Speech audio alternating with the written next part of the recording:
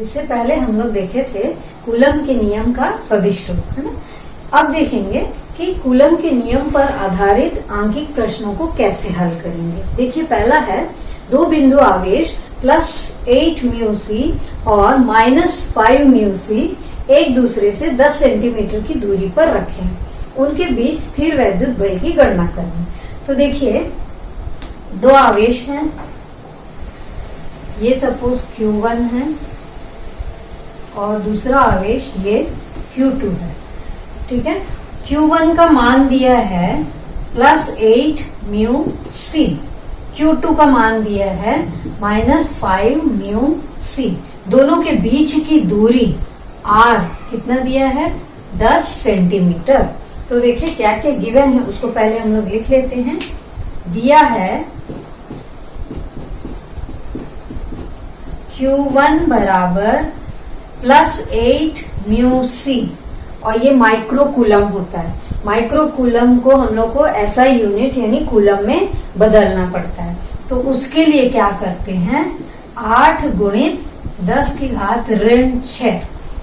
एक micro coulomb बराबर होता है -10 की घात ऋण 6 कूलम्स। तो ये कन्वर्ट हुआ। वैसे ही Q2 को भी कन्वर्ट कर लेंगे, -5 म्यू सी, तो -5 गुणित 10 की घात ऋण 6 कूलम्स। ये दोनों हो गए। अब देखिए दूरी कितना दिया गया, R बराबर 10 सेंटीमीटर, मतलब 10 गुणित 10 की घात ऋण 2 मीटर्स। कैसे आया देखिए, सेंटीमीटर को मीटर में बदलने के लिए 100 से भाग देना है। अब ये 100 जो है 100 को ऊपर ले जाएंगे तो 10 की घात ऋण 2, क्योंकि ये 10 की घात 2 है, हो जाएगा ऋण 2, ठीक है। अब K बराबर, ये आप लोग को याद रखना है, मान कूलम्स कांस्टेंट का, है ना, कूलम स्थिरांक है ये, 9 गुणित 10 की घात 9 न्यूटन मीटर स्क्वायर प्रति कूलम स्क्वायर। अब देखिए सूत्र जो है F बराबर, इसमें हम लोग मान रखेंगे, सूत्र यहाँ लिख लेते हैं, F बराबर K Q1 Q2 बटे R स्क्वायर। तो देखिए क्या आएगा, K का मान है 9 गुणित 10 की घात 9, Q1 है 8 गुणित 10 की घात ऋण 6, ठीक है। Q2 का मान है, देखिए माइनस दिया है, पर यहाँ हम लोग फोर्स का, ये बल का हम लोग क्या निकाल रहे, परिमाण, तो यहाँ माइनस लेने की जरूरत नहीं है। क्या लिखेंगे, 5 गुणित 10 की घात ऋण 6 बटे R का वर्ग। R का वर्ग मतलब क्या, 10 गुणित, ये जो R का मान है उसको 2 बार लिखेंगे, ठीक है। 10 गुणित 10 की घात ऋण 2, 10 गुणित 10 की घात ऋण 2, या आप पूरे का वर्ग लिख के अगले पद में 2 बार लिख सकते हो। अब देखिए ऊपर जो है 10 की घात ऋण 6, 10 की घात ऋण 6 हो जाएगा 10 की घात ऋण 12, ठीक है। माइनस माइनस प्लस तो जुड़ जाएंगे, लेकिन माइनस रहेगा, तो 10 की घात ऋण 12 हो जाएगा इन दोनों का, किसका, 10 की घात ऋण 6 और 10 की घात ऋण 6। यहाँ 10 की घात 9 है, 10 की घात 9 है और ऋण 12, ये दोनों है ऊपर। तो इसको हल करने से क्या आ जाएगा, -3, यानी 10 की घात कितना बचा, ऊपर -3। अब नीचे ध्यान देंगे, ये है 10 की घात ऋण 2, 10 की घात ऋण 2, दोनों जुड़ जाएंगे, लेकिन माइनस रहेगा, तो 10 की घात ऋण 4, ठीक है। तो नीचे बचा 10 की घात ऋण 4, ऊपर बचा 10 की घात ऋण 2। 9 गुणित 10 की घात ऋण 3 गुणित 8 गुणित 5, ये बचा है ऊपर, देख लीजिए एक बार और। फिर नीचे क्या बचेगा, ये 10 है, ये और एक 10 भी है नीचे, और यहाँ 10 की घात ऋण 4। अब यहाँ है 9 गुणित 8 गुणित 5, देखिए ये ऋण 3 है, 10 की घात ये नीचे चला जाएगा तो धन हो जाएगा, ये 10 की घात ऋण 4 ऊपर चला जाएगा, ये भी धन हो जाएगा। तो हम लोग 10 की घात 4 बना दिए इसको, 10 की घात ऋण 4 हो गया। अब नीचे देखिए 10 गुणित 10 गुणित जो ऋण 3 है वो नीचे आ रहा है, हो जाएगा 10 की घात 3। देखिए ये दोनों कट जाएंगे, 3 ठो कट गए, यहाँ पर एक ही 10 बचा, वो 10 इससे कट जाए, तो ये तीनों कैंसिल हो गए, ये सिर्फ बचेगा। तो 5 दूनी 2 एकम 2 36। ये क्या निकाल रहे हैं? बल, तो इसको लिखेंगे न्यूटन। दूसरा है, दो प्रोटॉनों के बीच लगने वाले बल की गणना कीजिए यदि उनके बीच की दूरी 4.0 गुणित 10 की घात ऋण 15 मीटर है। ठीक है, प्रश्न में सिर्फ दूरी दिया गया है और कुछ भी नहीं है, लेकिन यहाँ ध्यान दीजिए दो प्रोटॉन, तो हम लोग को मालूम है कि एक प्रोटॉन पर आवेश कितना होता है, ठीक है, और दो प्रोटॉन हैं, तो ये सपोज ये है Q1, ये है Q2, तो इसका मान कितना होगा? 10 की घात 1.6 गुणित 10 की घात ऋण 19 कूलम। इसका भी मान उतना ही होगा, 1.6 गुणित 10 की घात ऋण 19 कूलम, क्योंकि प्रोटॉन पर आवेश इतना होता है। आर दिया हुआ है 4.0 गुणित 10 की घात ऋण 15 मीटर। ठीक है, फिर से वैसे ही सूत्र लगाएंगे और क्या क्या मान दिया उसको पहले लिख लेते हैं। 1.6 गुणित 10 की घात ऋण 19 कूलम। Q2 हो गया अगेन 1.6, सेम मान है। R का मान देखिए मीटर में दिया है, इसको बदलने की जरूरत नहीं है। ठीक है, K का मान आप लोगों को याद हो गया होगा, 9 गुणित 10 की घात 9 न्यूटन मीटर स्क्वायर प्रति कूलम स्क्वायर। सूत्र लिख के सारे मान रख देंगे। ठीक है सूत्र F बराबर K Q1 Q2 बटे R स्क्वायर। K का मान 9 गुणित 10 की घात 9, Q1 1.6 गुणित 10 की घात ऋण 19, Q2 भी वही होगा 10 की घात ऋण 19 बटे R का वर्ग है। ध्यान दीजिए, इसको वर्ग करके लिखोगे या इसी को 2 बार लिख देते हैं। 4 गुणित 10 की घात ऋण 15, 4 गुणित 10 की घात ऋण 15। पहले 10 की घात को हल करेंगे। यहाँ पर देखिए -19 -19 दोनों को जोड़ना पड़ेगा। 19 दूनी 38, जुड़ गया, माइनस माइनस है, तो 10 की घात ऋण 38। ये है 10 की घात 9, मतलब 38 में से 9 को घटाएंगे तो 29 आएगा, लेकिन आप लोगों को मालूम है कि इसका चिन्ह माइनस रहेगा। तो ऊपर 9 गुणित इसका दशमलव भी हटा लेंगे, इसका भी दशमलव हटा देंगे, नीचे 10 आ जाएगा। नीचे दोनों 1.6 1.6 को हटा के दशमलव ऐसा लिख सकते हैं। अब 10 की घात जो हमने हल किया वो है ऋण 29। अब देखते हैं नीचे क्या क्या बचा है। ये है 4, ठीक है, तो यहाँ पर 4 लिख लेते हैं। ये है 10 की घात ऋण 15 मिलके क्या हो जाएगा? 10 की घात ऋण 30, दोनों जुड़ जाएंगे। एक और 4 बचा है नीचे, ठीक है, उसको यहाँ लिख लिया। ये 10 की घात 30 ऋण 30 जो ऊपर जाएगा तो क्या हो जाएगा? धन 30। ये ऋण 29 नीचे आएगा, धन 29। तो नीचे है, ऊपर है 10 की घात 30, नीचे है 10 की घात 29, तो कट जाएंगे और एक 10 बचेगा। वो एक 10 जो है इससे कट जाएगा, ये वाला 10 से कट जाएगा। अब जो बाकी बचे हैं उनमें देखिए 4 और 16 को काटोगे, ये 4 और ये 4 कट गया, ठीक है, तो क्या बचेगा? 9 गुणित 16 बटे 10, 9 गुणित 16 बटे 10 ना, उसको हल करके आप लोग देख लेंगे। तो 144 बटे 10 यानी 14.4 न्यूटन। अगला है एक ऋणावेश -200 माइक्रोकूलम और एक धनावेश है +800 माइक्रोकूलम, एक दूसरे से 30 सेंटीमीटर की दूरी पर रखें, तो उनके बीच बल की गणना करें। तो वैसे बनेगा इसका भी चित्र। ये है Q1, ये है Q2। Q1 है एक ऋण आवेश, यहाँ रखा है एक धन आवेश, ठीक है, और उनके बीच की दूरी R कितना है? 30 सेंटीमीटर। फिर से इन सबको बदलना पड़ेगा, पहले लिख लेते हैं। है ना, दिया है Q1 बराबर -200 माइक्रोकूलम। इसको 200 गुणित 10 की घात ऋण 6 कूलम। Q2 प्लस 800 माइक्रोकूलम, तो 800 गुणित 10 की घात ऋण 6 कूलम।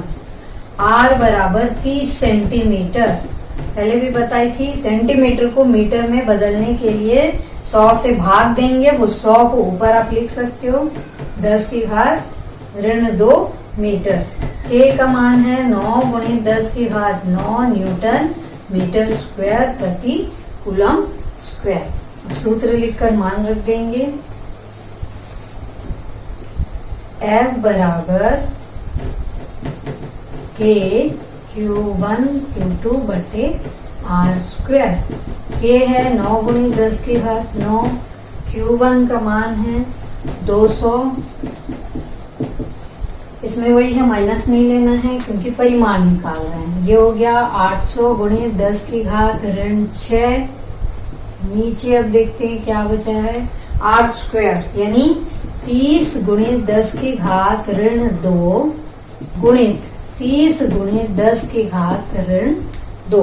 ऊपर में फिर वैसे ही देखिए, ये है -6 तो -12, 9 में से 12 को घटाएंगे -3 बचा। नीचे देखिए 10 की घात ऋण 4, तो अगर अब काटना चाहें तो ये जो शून्य है ये कट जाएंगे, ठीक है। 3 जो है 9 के साथ कटा, ये 3 और ये भी 3 कटी। अब ऊपर क्या बचा है चेक करते हैं, 2 800, 2 गुणित 800 गुणित 10 की घात ऋण 3, इसको हल करने से, ठीक है। नीचे 3 कट गया, 10 की घात, ये दोनों जुड़ जाएंगे, 10 की घात ऋण 4 -2 -2 माइनस प्लस 2 + 2 4, 10 की घात ऋण 4। ये 10 की घात ऋण 4 ऊपर जाएगा, धन हो जाएगा, ये नीचे आ जाएगा। देखिए ये 10 की घात 3 बन गया, ये 10 की घात 4, ऊपर है 10 की घात 4 और नीचे है 10 की घात 3, तो कट जाएंगे और क्या बचेगा, सिर्फ 10, ऊपर बचा 10 और ऊपर ये भी है 8 दूनी 16, 2 शून्य ये और 10 वाला एक शून्य, इतना न्यूटन्स ये बल का मान। अगला है, चित्र में 3 आवेश हैं, एक -5 mu C, B +10 mu C, C दिया है -12 म्यू सी, एक रेखा पर स्थित है। कण बी पर, बी कौन सा है, बीच में, कण बी पर अन्य दोनों आवेशों के कारण, अन्य दोनों आवेश मतलब जो ए पर है और जो सी पर है, ये दोनों मिलकर बी पर जितना बल लगा रहे हैं उसकी गणना करनी है और उस परिणामी बल का हम लोग को दिशा भी निकालना है, ठीक है। तो बी पर कौन कौन लगाएगा, ए भी लगाएगा और सी भी लगाएगा। सबसे पहले हम लोग ए द्वारा जो बी पर बल लग रहा है उसको ज्ञात करेंगे। तो पहले दिया जो उसको लिख लेते हैं।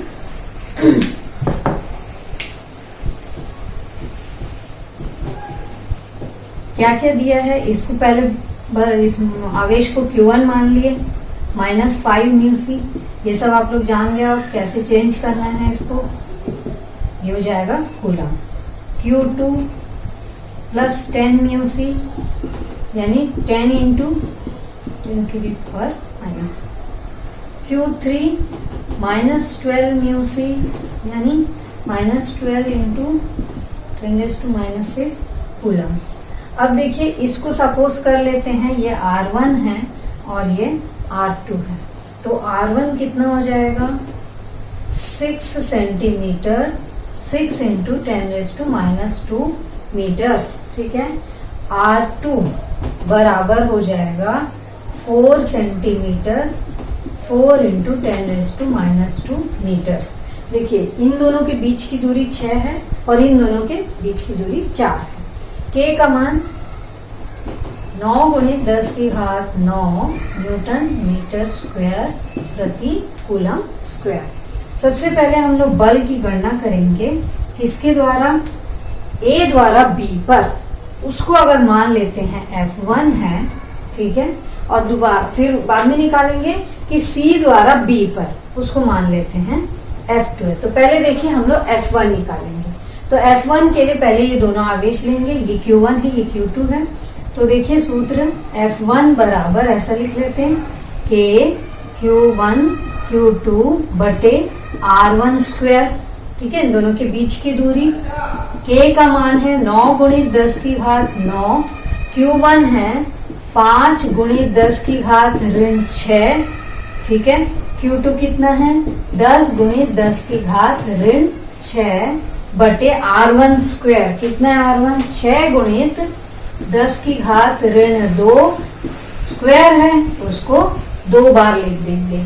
ठीक है, ऊपर देखिए 10 की घात 9, 10 की घात ऋण 12, ये वैसे ही आ रहा है, तो 9 में से 12 घटा देंगे, 10 की घात ऋण 3। नीचे देखिए 10 की घात ऋण 4, ऋण 4, तो 10 की घात ऋण 2 दोनों 10 की घात ऋण 4। अब 10 की घात ऋण 4 जो है ऊपर चला गया, 10 की घात ऋण 3 बचा, वो नीचे आ जाएगा, तो एक 10 ऊपर बचेगा। इन 10 की घातों को जो ऋणात्मक वाले उनको हल करने से। ठीक है, तो देखिए ऊपर जो है 9 गुणित ये 5 तो बचेगा ही, ये एक और 10 है, यहाँ 10 की घात 4 ऊपर लिख देते हैं, ऋण 4 है नीचे, तो ऊपर जाएगा धन हो जाएगा। नीचे बचा है 6 गुणित 6। ठीक है, गुणित जो 10 की घात ऋण 3 ऊपर हल किए वो नीचे आ जाएगा, तो वो भी धना। नेक्स्ट स्टेप में आप लिख लेंगे, यहाँ पर सिर्फ क्या बचेगा, सिर्फ 10 बचेगा। ये 10 की घात 3 जो है इसके साथ कैंसिल हो गया। अब इसको आप लोग काट लेंगे और इसको हल कर लेंगे। 3 से 3 दूनी 3 तिया, 3 एकम 3 दूनी 2 पंजे, फिर 2 पंजे, 5 गुणित 5 गुणित 5 कितना आएगा 125 न्यूटन। ये हमने पहले बल की गणना की। अब इसकी एक बार दिशा भी देख लीजिए। देखिए यहाँ ऋण आवेश है, यहाँ धन आवेश है। हम लोग को B पर देखना है, A पर नहीं, B पर। कौन लगाएगा? A लगा रहा है, तो जो बल लगा रहा है वहां आप लोग आ जाइए, यहाँ खड़े हो जाइए। ठीक है, अब सोचिए जो A है वो B को क्या करेगा, ये दोनों धन ऋण है, तो अपनी ओर खींचेगा। इसलिए हम लोग दिशा कैसे लगाएंगे, इस तरफ। ठीक है, अब निकालेंगे F2। F1 कितना है 125। ठीक है, देखिए यहीं पे कर लेते हैं। F2 के 2 है। अब किस किस के बीच, B और C। C द्वारा B पर आरोपित बल, C द्वारा, C लगा रहा है कहा, B पर। ठीक है, तो F2 है अगर, तो ये दोनों आवेश लेना पड़ेगा कूलम के नियम में, Q2 और Q3। ठीक है, तो यहाँ पर Q3 कर देती हूँ। ठीक है, दूरी दोनों के बीच की दूरी कितनी है, R2 का वर्ग। ठीक है, अब चाहे तो मान देखिए, एक मान तो सेम ही रहेगा, इसको फिर लिख लेते हैं। ध्यान दीजिए इसको कैसे हल करेंगे, है ना। यहाँ से K 9 गुणित 10 की घात 9, Q2 और Q3 दोनों मान रखना है, दोनों गुणा में है, 10 और -12, तो 10 गुणित 10 की घात ऋण 6, 12 गुणित 10 की घात ऋण 6। नीचे है R2 का वर्ग, R2 क्या है 4, ये बदल गया था मीटर में, इसको 2 बार लिख देते हैं, ऋण 2। फिर वैसे आएगा, ये जो है 10 की घात ऋण 3, 10 की घात ऋण 4, ऋण 4 को ऊपर लिखेंगे, धन 4 हो जाएगा, ऋण 3 नीचे आएगा, धन 3 हो जाएगा। वो आप लोग और एक बार चेक कर लें। 9 गुणित क्या क्या बचा, ये वाला 10 बचा, यहाँ 12, यहाँ 10 की घात 4 ऊपर आ गया। ठीक है, नीचे है 4 गुणित ऊपर का जो 10 की घात 3 है वो नीचे आ गया। तो अब देखिए ये इसमें से घट जाएगा, 4 में से 3 घटा दो, तो यहाँ पर एक 10 बचेगा। अगले स्टेप में आप लोग लिख लेंगे 10 की घात 3 जो है पूरा कट गया। अब आप कैसे भी आप इसको कैंसिल कर सकते हो, 4 एकम 4 तिया 12, 2 दूनी 4, 2 पंजे 10, 2 एकम 2 पंजे। ठीक है, ये पूरा आप गुणा कर लोगे तो इसका आंसर आ जाएगा 675 न्यूटन्स। बी पर लगा रहा कौन? सी। तो आप सी पर खड़े हो जाइए। ठीक है, ठीक है, जो बल लगा रहा है उस पर खड़े हो। यहाँ पर खड़े हैं, अब देखिए ये धन है और ऋण है, ये सी क्या करेगा? बी को अपनी ओर आकर्षित करेगा। तो बल सी लगा रहा है तो सी के तरफ से देखेंगे तो दिशा क्या हो जाएगी? बी से सी की ओर। इस बल का मान है 675 न्यूटन्स। ठीक है, अब देखिए इन दोनों का परिणाम ही निकालना है हम लोग को। F1 क्या मिला? 125 न्यूटन्स। F2 क्या मिला? 675 न्यूटन्स। ठीक है, अब देखिए परिणामी कैसे निकालते हैं। आप लोग जानते हो, इससे पहले पढ़ चुके हो। दो बल हैं, अगर दोनों बलों की दिशा अगर एक ही तरफ है तो परिणामी निकालने के लिए हम लोग क्या करते हैं? दोनों बलों को जोड़ देते हैं। ठीक है, यहाँ पर दोनों बलों की दिशाएं देखिए अलग है। ये F1 है इस तरफ, F2 मतलब दोनों बलों की दिशाएं क्या है? विपरीत है। जब दोनों विपरीत होते हैं तो इनका परिणामी, मान लो परिणामी F है तो उसका सूत्र होता है ये।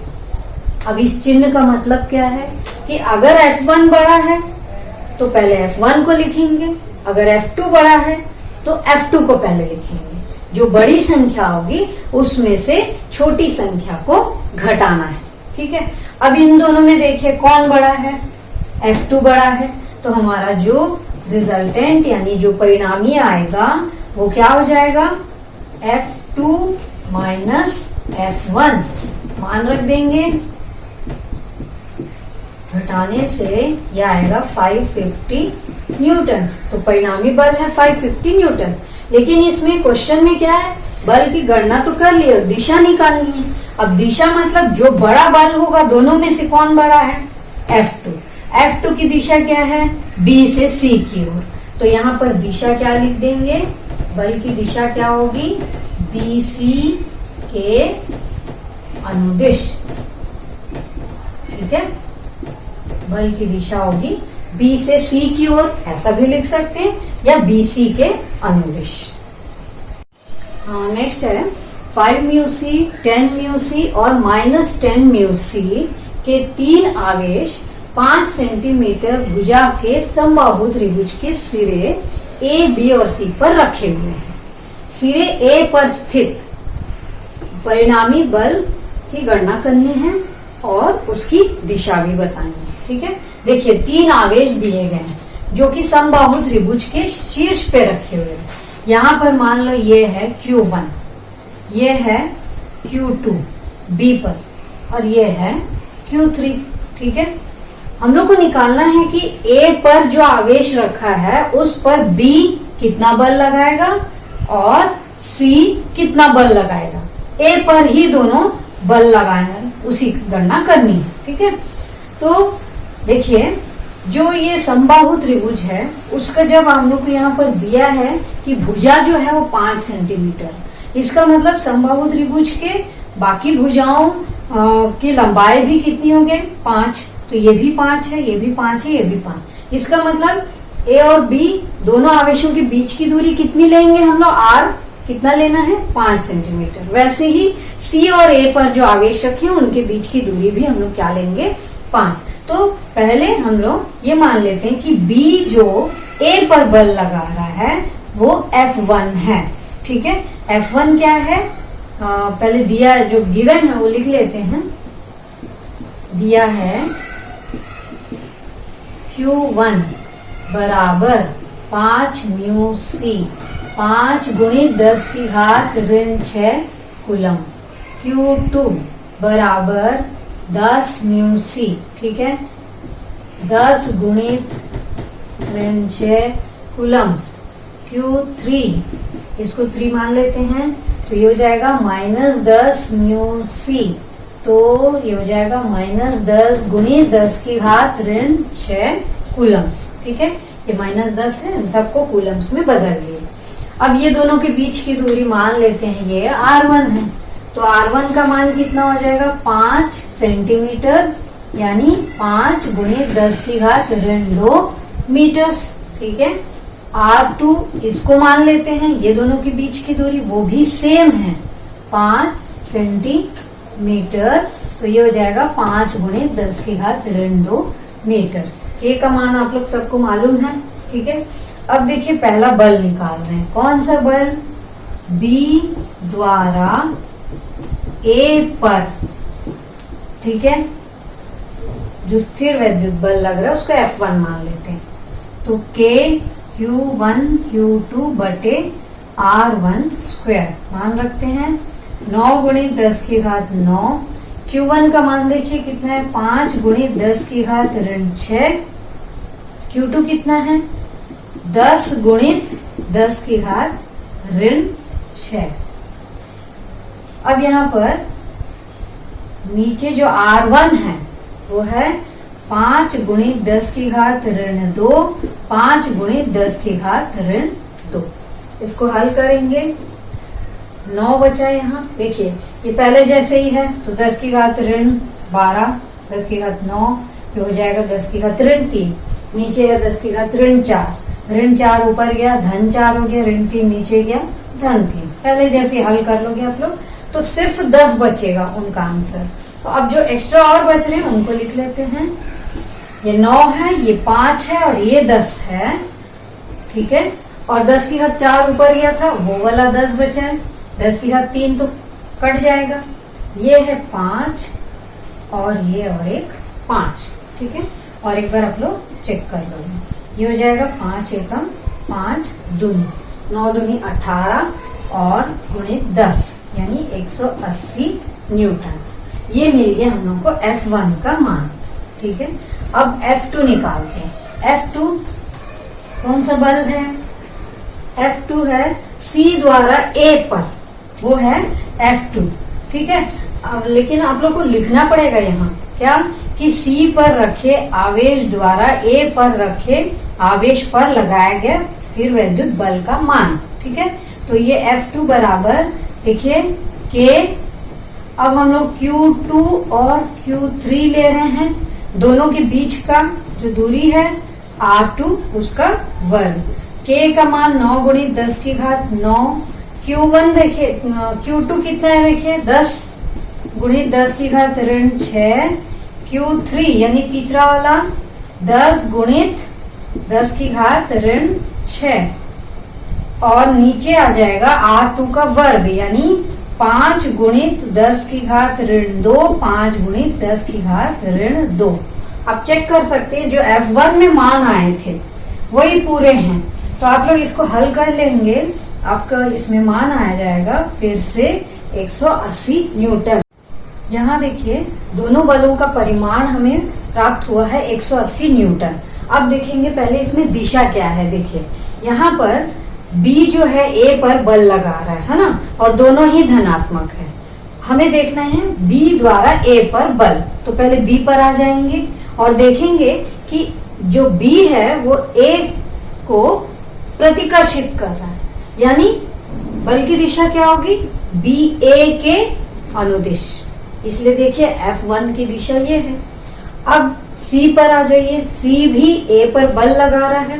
ठीक है, लेकिन देखिए A और C कैसे हैं, दोनों विजातीय हैं, ये ऋण है ये धन है, तो C पर खड़े हो जाएंगे। C जो है A पर कैसा बल लगाएगा, आकर्षण का, यानी A को अपने ओर खींच रहा है, तो ये बल की दिशा देखिए AC के अनुदिश है। ठीक है, अब दोनों बलों के बीच में कुछ कोण बन रहा है ना। पहले भी मैं बताई थी कि अगर दो बल जो हैं एक ही दिशा में हैं तो उनका परिणामी उनको जोड़ने से प्राप्त होता है। दो बल अगर विपरीत दिशा में हैं तो उनमें से जो बड़ा बल रहता है उसमें से छोटे वाले को घटाने से परिणामी प्राप्त होता है। लेकिन अब क्या है, दोनों बलों के बीच में कुछ कोण बन रहा है, तो जब कोण बनता है तब देखिए आप लोग 11th में पढ़ चुके हो उसका परिणामी कैसे निकालते हैं। लोग पढ़ चुके हो, ये परिणामी का सूत्र है R² बराबर A square plus B square plus 2ab cos theta. ये इन दोनों सदिशों के बीच का कोण है। यहाँ पर दो सदिश है हमारे पास, F1 एक है और F2 है। ये देखिए ये 60 अंश कैसे आया, आपको मालूम है समबाहु त्रिभुज है। समबाहु त्रिभुज के प्रत्येक कोण कितना होता है, 60 अंश का। अब ये पूरा एक सरल रेखा है, ठीक है, तो यहाँ ये पूरा कोण 180 हो गया, उसमें से 60 को घटा दीजिए तो ये कितना बचा है, 120 अंश, मतलब F1 और F2 के बीच का कोण। ठीक है, अब देखिए इस सूत्र को हम लोग F1 और F2 रख के कैसे हल करेंगे। हमारा परिणामी है F, R के जगह पहला है F1 स्क्वायर, दूसरा है F2 स्क्वायर सदिश 2F1 F2 cos यहाँ पर थीटा। पहले इसको हल करेंगे फिर सब मान रखेंगे। देखिए इसको आगे कैसे हल करना है और सिंप्लीफाई करना है। देखिए ये F1 है, ये F2 है, लेकिन हमें मालूम है कि जो मान प्राप्त हुआ है दोनों 180 180 है ना, मतलब दोनों बराबर है। तो F2 जहां भी है यहाँ हम लोग उसके जगह F1 रख देंगे, तो ये आ जाएगा F1 square plus F1 square plus 2F1 गुणित F1 और cos थीटा। ठीक है, जहां F2 है वहां F1 रख दिया, यहाँ भी F2 है F1 रख दिए। अब ये F1 स्क्वायर दो बार है, ये दोनों एक जैसे टर्म्स हैं, तो 2F1 स्क्वायर हो गया। ठीक है, अब यहाँ पर देखिए ये F1 का गुणा हो रहा है, तो 2F1 स्क्वायर cos थीटा। ठीक है, अब 2F1 स्क्वायर इस पद में भी है, 2F1 स्क्वायर इस पद में भी है, तो दोनों में से कॉमन आ जाएगा। 2F1 स्क्वायर कॉमन आ गया, अंदर क्या बचा 1 प्लस cos थीटा। अब इसका सूत्र आप लोगों को मालूम है, ठीक है, यहाँ पर लिखते हैं। देखिए F स्क्वायर कर रहे हैं बराबर 2F1 square 1 plus cos theta का जो ट्रिग्नोमेट्री में हल करने के बाद आता है 2 cos स्क्वायर थीटा बाय 2। ठीक है, अब F स्क्वायर बराबर है ना, ये 1 प्लस cos 2 थीटा वाला सूत्र आप लोग जानते हो, उसी से आया है। देखिए 2 और 2 ये हो गया 4, ये हो गया F1 स्क्वायर और जो बचा है cos स्क्वायर थीटा बाय 2। लेकिन हम लोग को परिणामी F चाहिए, तो दोनों पक्षों का वर्गमूल लेंगे। वर्गमूल में आपको मालूम है ये बन जाएगा F, 4 का वर्गमूल 2, F1 का वर्गमूल, ठीक है, ये F1 स्क्वायर का वर्गमूल F1 cos स्क्वायर थीटा, मतलब सब में से स्क्वायर हट गया।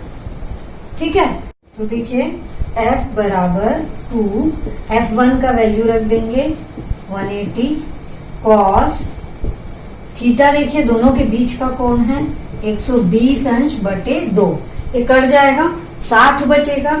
cos 60 कितना होता है 1 बटे 2। यहाँ चाहिए तो एक स्टेप और लिख सकते हो आप, ये हो जाएगा cos 60, फिर नेक्स्ट स्टेप में मान रख देंगे 1/2। ठीक है, इसका मान होता है ये, और ये कट जाएगा तो कितना बचेगा, ये परिणामी जो आएगा 180 न्यूटन। देखिए परिणामी बल तो गणना हो गया है, लेकिन उसकी दिशा बतानी है। अब देखिए दिशा यहाँ पर ये जो F1 है, F1 की दिशा हम लोग देखें किसके तरफ है, BA के अनुदिश, ये AC के अनुदिश है F2। अब यहाँ पर देखिए समांतर चतुर्भुज अगर पूरा करते हैं तो आप लोग को मालूम है समांतर चतुर्भुज नियम होता है एक ठो, ठीक है, उसमें जो परिणामी होगा दो बलों का वो उसके विकर्ण द्वारा दिया जाएगा। तो इसलिए हम लोग यहाँ पर परिणामी बल की दिशा ये दिखा रहे हैं। तो आपको लिखना क्या है यहाँ पर, दिशा कैसे लिखोगे, दिशा के बारे में कि परिणामी बल की दिशा BC के समांतर होगी। ठीक है।